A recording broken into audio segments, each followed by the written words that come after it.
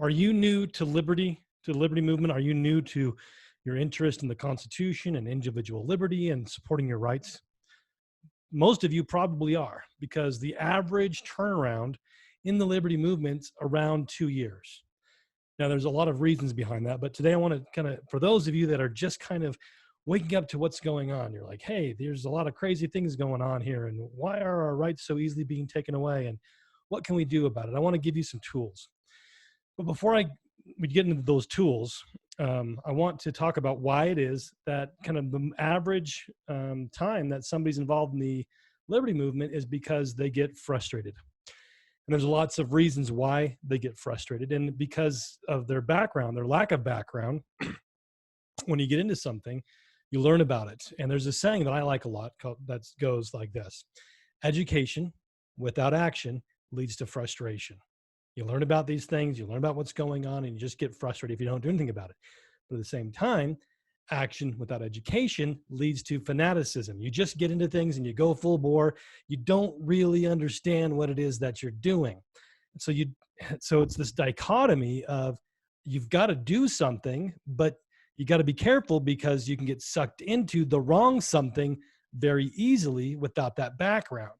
And so it's important as quickly as possible that you get some basics in there.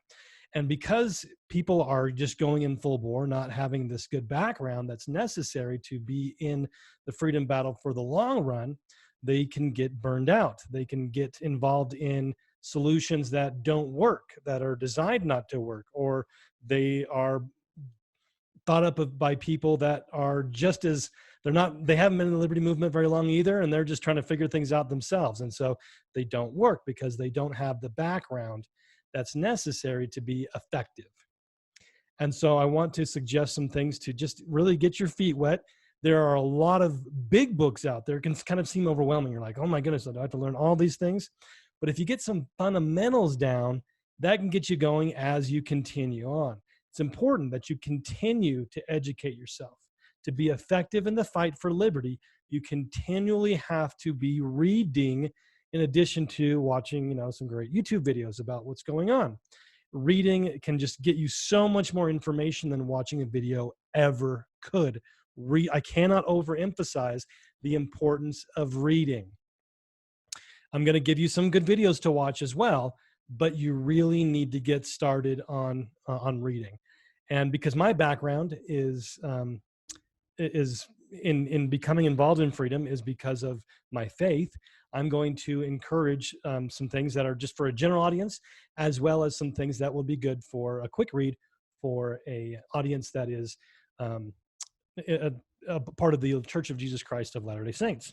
So there are some books out there that are quick, short reads. General one for liberty that is something that everyone should read is The Law by Frederick Bastiat. And you can I'll have the links for the books. You can buy the book online as well as the audiobook. Now, again, I cannot overemphasize the importance of reading, but I understand the time constraints of a lot of people. And so at defendingutah.org, we have a page for continuing education. And we have the audio link for The Law on there where you can listen to the law and some other great talks and some other downloads of some PDF books as well. But The Law by Frederick Bastiat it's a short read. It's less than 100 pages, I think. Let me double check on that. But it's a very thin book.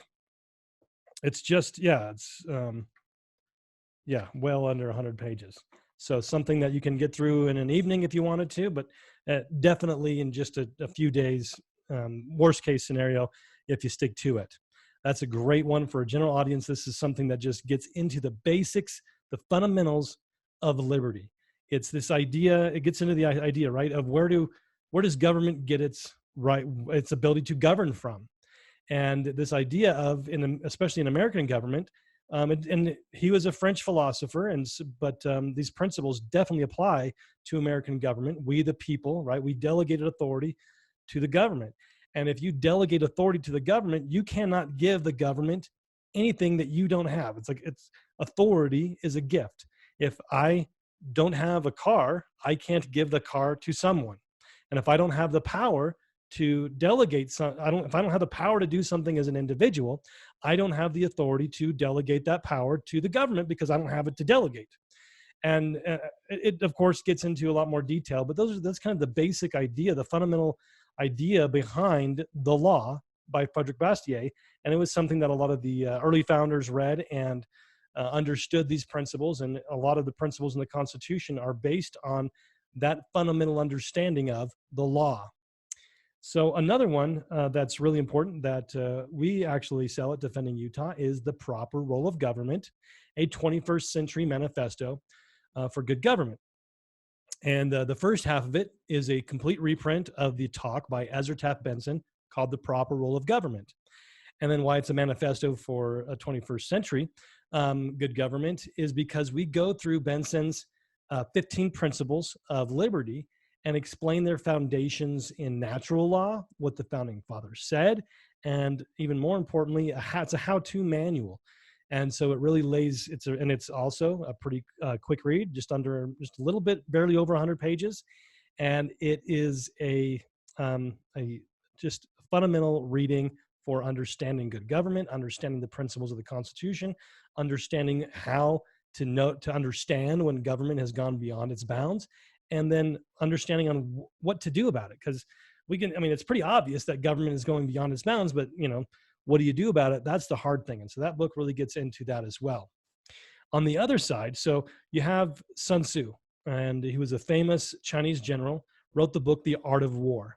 And in that book, he talks about a principle. He says, if you understand yourself and you understand your enemy, you cannot be imperiled in 100 battles. And the problem in the liberty movement, why so many people fall away after just a short amount of time, just getting frustrated, not because they don't believe in liberty, but they just give up because they feel frustrated, is because nobody likes to talk about the enemy, who the enemy is. It's always the pesky other party. It's always, this party versus that party. And that's not what it is. In your favorite party, whatever your favorite party is, I guarantee you that there are wolves in sheep's clothing, people that are pretending to be one thing and actually doing something else. The Republican Party is a key example of that would be Mitt Romney. I think that's pretty obvious that he's got an R next to his name, but his principles are for bigger government and more government control over your and my life. And so just because he's got an R next to his name doesn't mean that he's a good guy. And so we've got to really, and because people don't understand the enemy, they fall for this false left-right paradigm. And so we have to start to understand that we are facing a conspiracy. The enemies of liberty are purposely doing this. There's this idea in history, there's coincidental theory of history, that all of our freedoms are being lost by accident. It's just such a coincidence that no matter who gets elected, all of our freedoms just keep vanishing. It's what's going on here. It's all a coincidence. And that's pretty ridiculous. And so the founding fathers recognized that we were facing a conspiracy. John Jay, the first Supreme Court justice of the United States Supreme Court, was the head of the New York Committee on Investigating and Routing Out Conspiracies. This is the founding fathers understood conspiracy. And there are some great books, a lot of big books to be able to really get in depth into the conspiracy, understand it. But we're just talking about brief overviews. Let's get our feet wet. Let's get into this. And the first one is a book by Cleon Skousen called The Naked Capitalist. He wrote another book called The Naked Communist, but The Naked Capitalist was the sequel to that because above communism, there's an even more nefarious conspiracy that uses communism as one of its tentacles. And so it's a review of another book which is 1,300 pages, I think, called Tragedy and Hope by Carroll Quigley. And so in the book, The Naked Capitalist, Cleon Skousen reviews the key points in that book that document how the conspiracy is operated and basically the first 100, maybe the first 100 years, but in the late 1800s to the mid 1900s. And so it, not all of it is exactly up to date, but it gives you a good foundation so you can start to move forward. And then another book that kind of brings you even more forward is a book called The Insiders, Architects of the New World Order by John F. McManus. And it needs to be updated as well. It stops at George W. Bush, but it gives you another good foundation and shows how this conspiracy operates in both the Republican as well as the Democrat parties. And and understanding this foundation of understanding liberty, understanding the threats to it, will help us not be diverted in these false solutions of getting the right guy elected and just working on just different projects out there that don't have long-term impacts. And so building a foundation will both help you be more effective and help you be in the battle for a long time, because we didn't get into this situation overnight, and we're not going to get out of it overnight. This is going to take a concerted, long-term effort of everybody. And so, we don't want people to be worn out. It's really easy in like an election year to just, pour your heart into it, work your tail off until November, and you're like, okay, I got a break. But that's evil is not going to give up in November. I promise. No matter who wins the election, evil's not going to give up in November. And so we need to continue being in the battle. And so these fundamental principles. So some videos. Another just a brief introduction on the principles of liberty is a video on, you can for free watch it on YouTube, called Overview of America. And it's narrated by John F. McManus, the guy that wrote the book The Insiders as well.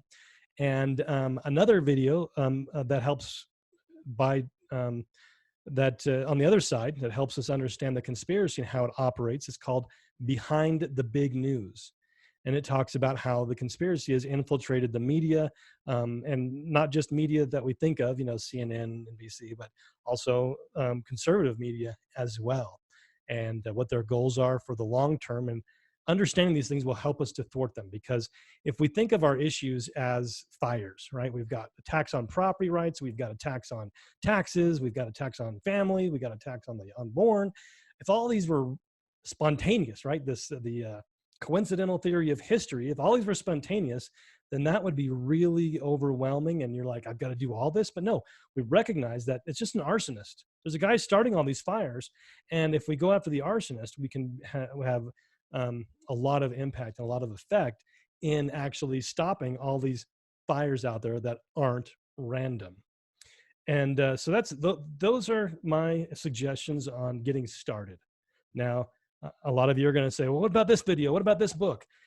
Yes, there's lots of other great books out there, and we'll get into that in future videos. But I just wanted to get you started, because we need you in the battle, and we need you in this for the long haul. So let's get started. Let's not get overwhelmed. Let's start off with these small books, these small videos, and we can start to move forward and not be fooled by false patriots with false solutions, and be in this battle for freedom for the long haul. Until next time, I'm Ben McClintock from defendingutah.org.